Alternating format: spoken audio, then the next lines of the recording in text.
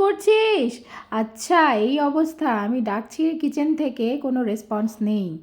আর এসে দেখছি মেয়ের অবস্থা দেখো, বাইরে থেকে এনে রাখা জামা কাপড়গুলো মানে যেগুলো শোকানো হয়েছে সেগুলো কিন্তু সোফা থেকে টেনে টেনে নিয়ে ফেলেছে। তো যাই হোক, গুড মর্নিং সবাইকে। আমি বলেছিলাম আমার লাস্ট ভিডিওতে আমি আমার 9 মান্থ প্লাস মেয়ের রুটিন শেয়ার করব। তো এই রুটিন করে মানে করে রাখার একটা ফান্ডা আছে, সেটা হচ্ছে তুমি গ্রসারিগুলো আগে থেকে কিনে রাখতে পারবে, ভেজিটেবল সমস্ত কিছু প্ল্যান করে কিনে রাখতে পারবে। তোমার মাথায় অলরেডি প্ল্যানটা থাকবে যে আজকে আমি কি বানাবো আমার বাচ্চার জন্য।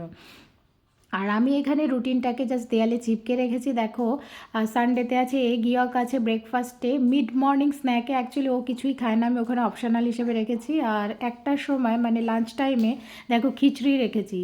তো তারপরে দেখো মন্ডে ব্রেকফাস্টে আছে ওটস, অ্যাপেল, মিল্ক। তারপরে দেখো অপশনাল হিসেবে ব্যানানা, ভিটামিন ডি বাত 12টার সময় ওর বাত টাইম অ্যাকচুয়ালি। তারপর পিস, স্পিনাচ, মসুর ডাল আর রাইস হচ্ছে লাঞ্চে, আর পোহা, মিল্ক, নাটস, মাখানা এগুলো আছে ডিনার টাইমে। ডিনার টাইমটা ওকে জেনারেলি 7টা থেকে 8টার মধ্যে করানোর আমি চেষ্টা করেছি।